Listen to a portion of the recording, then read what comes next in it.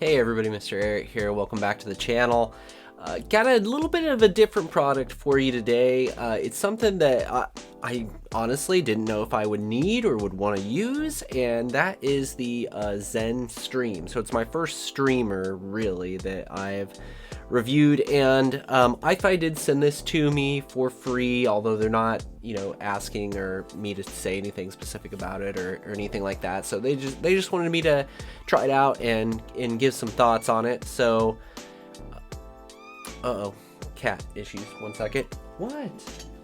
Okay, so I guess really, what it comes down to is like I just don't know if I need a streamer, and so I wanted to try it out. I wanted to see, if I could find a use case for it, or if it would improve my life in any way, shape, or form. So let's dig into the iFi Zen Stream and let's see what you get, and we'll look at how to get it set up.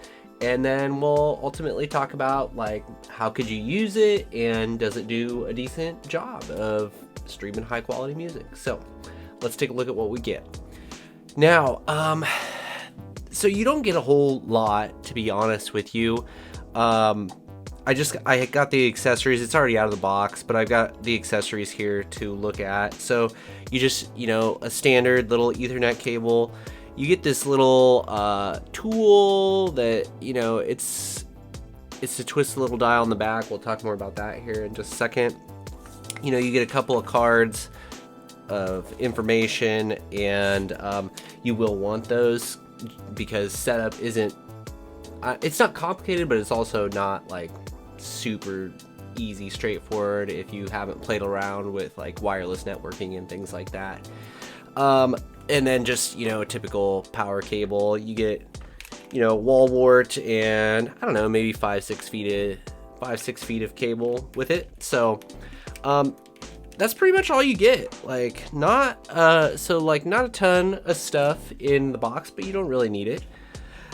If we look at the unit itself, you can see I got the Zen DAC V2 right here, and obviously it stacks perfectly with that. And it's important to know that the Zen Stream is just a streamer, so you're gonna need a DAC to run it to. It probably makes sense to do a Zen DAC with it. So, but I mean that's an additional $150 or so cost, so just keep that in mind going into it, that you will need a DAC. Now you could use a different DAC if you wanted to, but I mean, the stack kind of speaks for itself, I guess. So it stacks up with the Zen DAC, and the front is very simple: power button, network, LED, and bitrate LED right there. And then this is just kind of like a multifunction button. One quick little note is just like you can push that button to turn off the LEDs, which is a really nice feature, especially if you're going to set it up above like your home theater, which is where it ended up in my house, something along those lines. So just, you can shut those off. I think that's good that they're thinking about that. On the back here, you can see I've got the little antenna stuck in here. Here is this little dial that you turn with that tool to set it to specific different settings, which we can talk about in a moment. You got a little coax, you've got USB out, USB-C in for like firmware updates, Ethernet to hardwire, little reset button, and then power port. So that's what's on the back.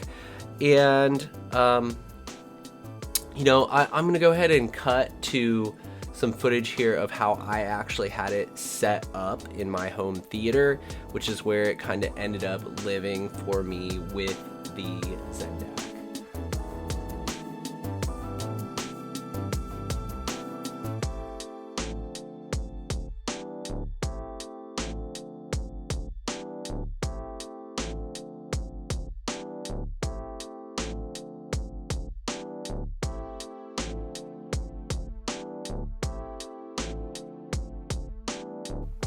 Okay, so that's kind of how you would wire it up, but let's talk about actually like getting it hooked up. Now it's important to know you have to follow the directions closely, when you're doing this, and make sure that you know, you've got all your settings in the right space. Specifically, that little dial on the back needs to be set to a certain one to get it up and running. And there's different settings on that dial for, you know, you can set them to like title specifically, DLNA, or like I just left it on the general all-purpose one that you use when you set it up, and that worked for me with Spotify and as an AirPlay device with YouTube Music. So I'm not a title user, so I didn't play with that aspect of it, but I'm sure if you get it set up, I'm sure it would work fine as far as that goes. But let's look at like actually what you have to do to set it up, which is probably the most complicated aspect of all of this. So here's how you do it, right? I've got this plugged in. I'm just going to turn it on. And like, as it's booting up here, let's just talk about like, it's pretty much like kind of like a wireless router setup process if you've ever done something like that. So you have to kind of go in and type in like a specific address to access it and change the settings and stuff like that. So it's not super complicated, but you do just kind of need to, I don't know, there's a few steps to it, right? Okay, so I've got the router on here and I've got it booted up, and I just did like a reset so we could just kind of walk through the setup process again that I had to do. So you can see it's got a red LED here, which means we do not have an internet connection at this point in time. So what you have to do is, now that this thing is putting out its own Wi-Fi signal, okay, I'm gonna go into just like a typical web browser here, and then they've got an address that you can type in, like an IP address that you can type in, and I've already done it, so it's in the directions, but I'm just gonna go ahead and head to that spot right now. Oh, sorry, I forgot to mention, you have to be connected to, if we get into Wi-Fi, we have to get into there and we have to select the Wi-Fi streamer. So let's do that. So Wi-Fi streamer. Okay, now we're connected, and now we can go to the correct IP address. Okay, now we're in. Okay, so now that we're into the Wi-Fi streamer, now we can change our settings. Let's see, put that down. We can click our little gear icon. Oh, there we go. Okay, network settings. So then you have to connect it to your network, and then you'll type in your network password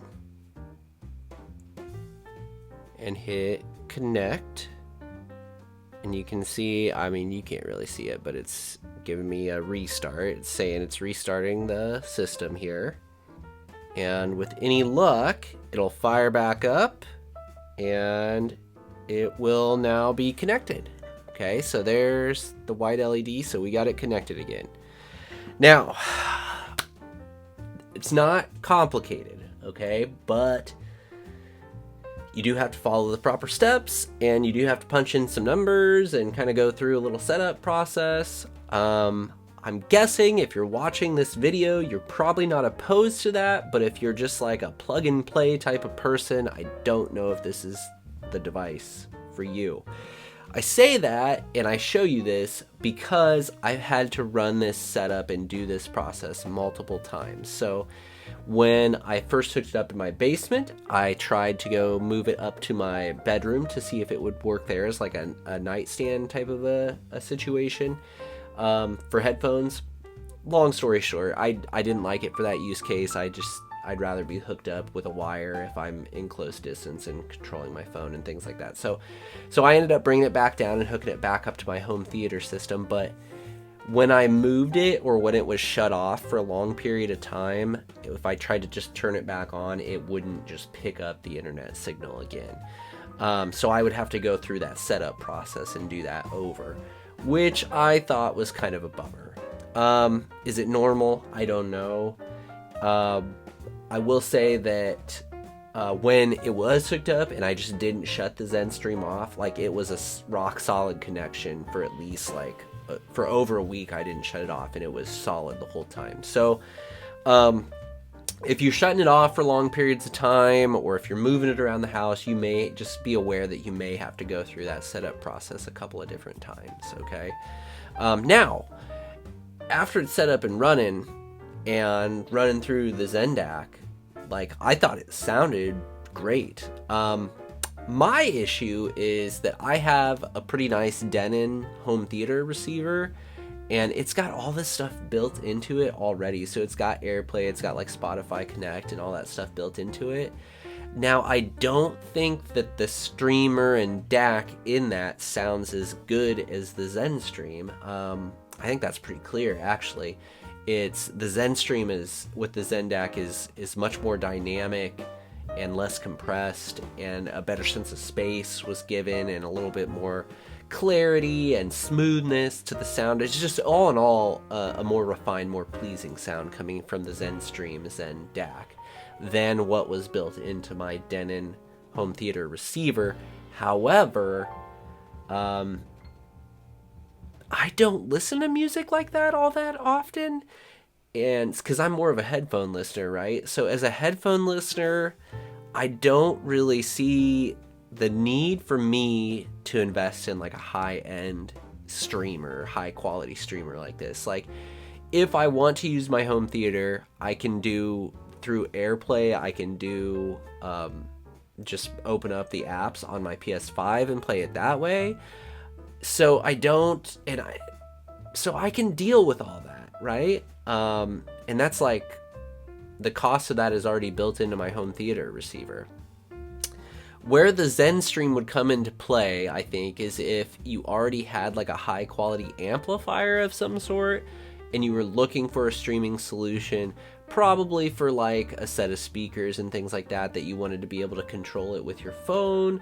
You wanted to be able to hook up Tidal or Spotify or whatever, and get a really high quality stream. Like, I think that's where the Zen Stream would come into play. And it seems like for that purpose, it should work well. However, for me, I just couldn't find the use case for it. And so I'm just not the target market, I guess, for this, which maybe makes it kind of a weird review. But because I sent it, I did want to like give some thoughts on it and things like that. So it's, the device functions, it sounds good. The setup is a bit of a pain in the butt, especially if you have to do it multiple times. They have released a new app that I think is meant to address this like setup issue, right? The problem is that it seems like it's buggy. I couldn't get the app to work when I tried to do a setup. One of my multiple setups, I tried the app, and that released since they sent it to me. So it's a rather new app, so they must need some time to get that worked out. So yeah, it works. I wouldn't tell you not to buy it. iFi, in my experience, is a really good company, and they stand behind their products and they have good support. So I think if you need this device and you're looking for like a high quality network streamer, then I think this is maybe one that you should look at. I don't know a lot about the streamers. I don't know what the market looks like, but I can say that once I got this one up and running, it sounded good. It sounded better than my built-in home theater one. And I guess that's kind of the moral of the story. So does it fit your use case? Are you looking for a solution like this? If that's the case, give it a look.